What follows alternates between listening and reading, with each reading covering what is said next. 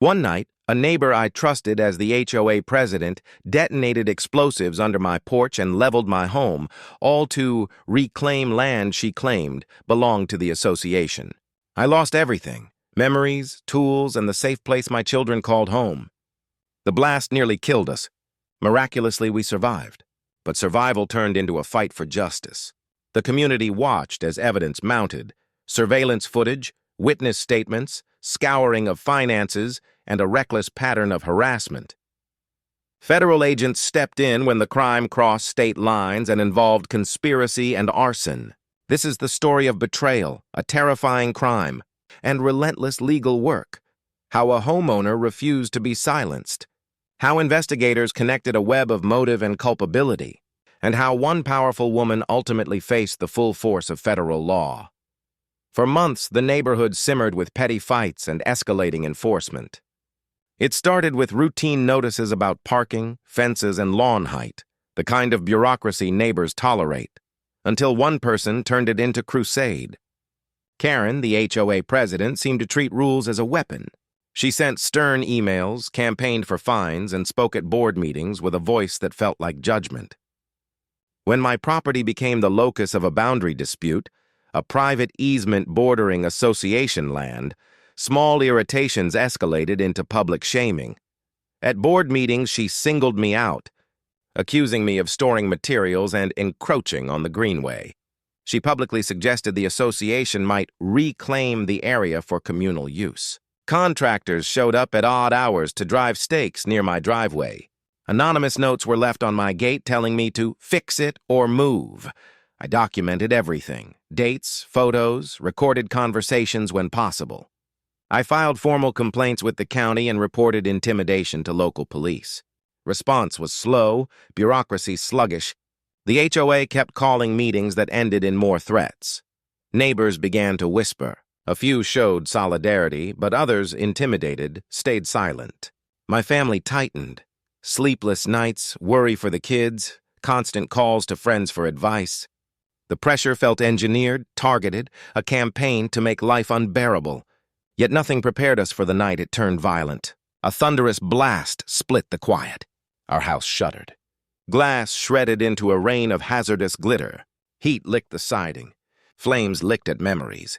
We escaped, coughing and stunned, as neighbors in robes gathered, shocked, calling 911. In the smoke and shock, the pattern of harassment turned plainly sinister. What had been administrative cruelty had become an act of criminal violence. As firefighters doused the last embers and detectives cordoned the yard, I realized this would be more than a homeowner dispute. Someone had made a dangerous, intentional choice. The fight for justice had to be immediate, meticulous, and unflinching. The first responders stabilized the scene, and then detectives did what they always do. They followed evidence, not gossip. I made a list while adrenaline still shook me. Every slight, every meeting, the names of contractors, the dates of fines, and every anonymous note. Neighbors who had been wary before began to step forward with fragments of footage from doorbell cameras and dash cams. One neighbor provided a time-stamped clip of a truck idling near our driveway minutes before the explosion. Another recalled a late-night conversation in which Karen had boasted about fixing the property dispute. Fire investigators examined burn patterns and chemical traces but, crucially, refused to speculate on mechanisms in public reports. Federal agents became involved when the scope suggested interstate, procurement of materials, and the presence of intent to use. Explosives, categories that trigger federal statutes and bring greater prosecutorial resources. The case shifted from a local arson into a coordinated investigation: forensic labs, financial subpoenas, and search warrants for HOA records. The prosecutors subpoenaed HOA bank statements and contractor invoices. It turned out payments had been routed through shell vendors and reimbursed in cash. A contractor's phone records placed him at the scene the night before. His jittery testimony later revealed he had been pressured by board members. Witness interviews established a pattern: Karen's repeated public threats, the hiring of certain crews she favored, and an aggressive campaign to paint me as an obstructionist. Text messages recovered from a board member's deleted files documented a plan to pressure me into surrendering the easement. language that prosecutors framed as motive for escalation. Civil suits and HOA bylaws mattered in proving context, but the criminal case required tying the defendant to the explosive act itself. That came through meticulous evidence. The truck's GPS ping matched the clip. A contractor's receipt placed him east of my property, and bank transfers showed disbursements that matched the contractor's invoices. Importantly, multiple witnesses independently confirmed conversations in which Karen suggested extreme measures. Throughout this stage, I worked within the limits of what I could do: preserve evidence, give statements under oath, and stay transparent with investigators. Fear lingered. Retaliation risked being real. But justice required cooperation. The probe gathered momentum and eventually produced an indictment. The headlines began, HOA president charged in arson conspiracy. For a small community, the shock was enormous. But the paperwork told a story: a campaign of intimidation, financial linkage to hired hands, and criminal intent. That record would become the backbone of the courtroom fight to come. Courtroom days felt surreal.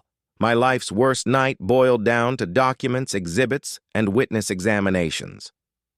The prosecution laid out a narrative built on motive, opportunity, and corroborated actions. They presented the doorbell footage, GPS logs, bank records, contractor testimonies, and messages that established a chain from HOA leadership to the hired crew. The defense tried to cast doubt that the trucks were unrelated, that the invoices were routine, that Karen's harsh emails were rhetorical. But when multiple independent witnesses testified to conversations in which she advocated reclaiming the land and lamented my refusal to cooperate, the rhetoric lost its shield as mere bluster. One pivotal witness was the contractor's foreman, who described being promised a cleanup and later being paid in a way that avoided paper trails. Under cross-examination, he admitted fear and regret. He testified about the night he showed up near the property and saw a coordinated presence. Another critical turn came from a board member who, fearing exposure, accepted an immunity agreement in exchange for giving truthful testimony about meetings and votes. Their description of how Karen pushed for escalation and how funds were moved to pay for off-the-books services connected motive to means in a way a single piece of evidence could not. The defense used character witnesses and tried to sully my credibility as a way to distract the jury. But the physical evidence, the blast pattern, surveillance timestamps, and financial trail kept returning the focus to actions, not allegations. During closing arguments, prosecutors emphasized accountability. An organized campaign of harassment became a violent crime when someone chose to use explosives. The jury deliberated for hours and then returned a guilty verdict on multiple counts: conspiracy, arson, and use of an explosive device causing property damage and endangering life. Sentencing became a federal matter given the charges, enhancing potential penalties. At the sentencing hearing, the judge listened to impact statements: neighbors who had lived in fear, children who had nightmares, firefighters who were put at risk, and my own account of loss. The court considered aggravating circumstances, deliberate planning, endangerment of lives, and abuse of position, and imposed a significant term, 15 years in federal prison, along with restitution orders and forfeiture of ill-gotten gains. The verdict did not restore my house or the nights we lost, but it affirmed something vital: deliberate violence and betrayal, even under the guise of civic authority, would meet accountability.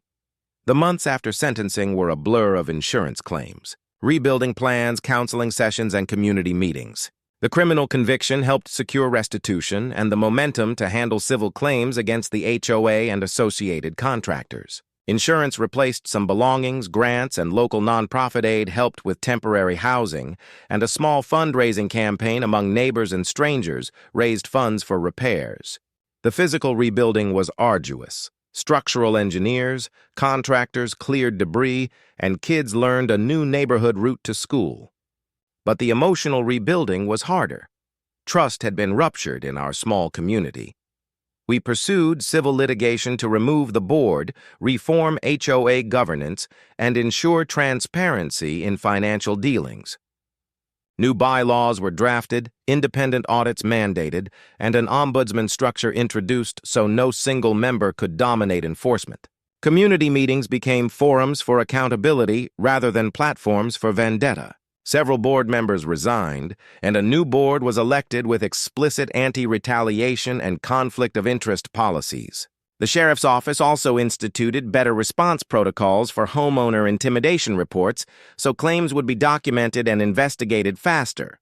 On a personal level, therapy addressed the trauma my family endured. Nightmares faded and the kids slowly reclaimed.